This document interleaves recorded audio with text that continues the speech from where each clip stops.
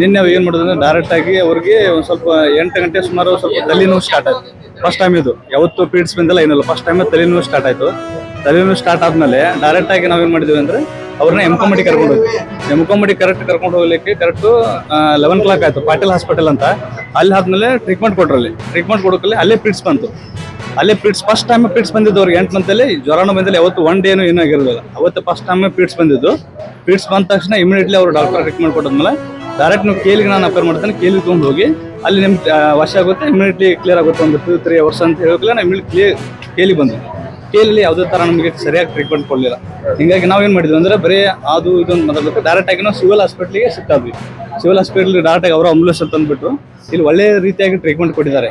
Just ತಲೆಯಲ್ಲಿ ಮೆದುಳಿಗೆ ಏನೋ ಇದಾಗಿದೆ ಅಂತ ಸರ್ನ ಹುಬ್ಳಿಗೆ ಶಿಫ್ಟ್ ಆಗಿ KMCಗೆ ನಾವು ಎಲ್ಲ ಇಲ್ಲಿಂದ ವ್ಯವಸ್ಥೆ ಮಾಡ್ತೇನೆ ಅಂತ ಹೇಳಿದ್ರು. ಯಾವುದೇ ರೀತಿ 1 rupees ಕಾಸ್ಟ್ ತೊಗೊಂಡಿಲ್ಲ, ಎಲ್ಲ ಚೆನ್ನಾಗಿ ಸರ್ವಿಸ್ ಕೊಟ್ಟಿದ್ದಾರೆ. ಬಟ್ ಇಲ್ಲಿ ಕರೆಕ್ಟ್ ನಾವು ಬರ್ಲಿಕ್ಕೆ ನೈಟು 1 o'clock ಆಗಿತ್ತು, 1:30 ಆಗಿತ್ತು ಇಲ್ಲಿ ಬಂದಾಗ. ಸರ್ ಅಲ್ಲಿ ಕೇಳಿ ನಾವು ಕೊಟ್ಟಿದ್ವಿ, ಬರೀ ಅಲ್ಲಿ ಇಲ್ಲಿ ಬರೀ ಓಡಾಡ್ತಿದಾರೆ. ಟ್ರೀಟ್ಮೆಂಟ್ ಅಂದ್ರೆ ಕರೆಕ್ಟ್ ಪೇಷಂಟ್ಗೆಲ್ಲ ನೋಡ್ತಿರಲ್ಲ. ನಾವು ಆಮೇಲೆ ಮಾತಾಡಿದ್ರೆ ಬರೀ ಅಮೌಂಟ್ ಮಾತಾಡ್ತಿದ್ರು. ನಾವು ಅಮೌಂಟ್ ಬಗ್ಗೆ ಅಂದ್ರೆ ಇವರು ನಾವು கண்ணாடி இழைப்பாலம் கட்டப்பட்டுள்ளது.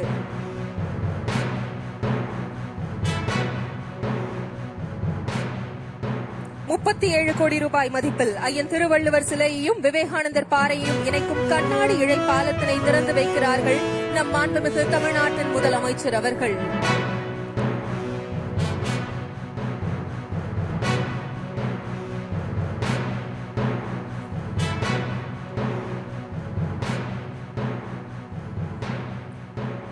இதோ கண்ணாடி இழைப்பாலத்தினை மாண்புமிகு தமிழ்நாட்டின் முதலமைச்சர் அவர்கள் திறந்து வைக்கிறார்கள்.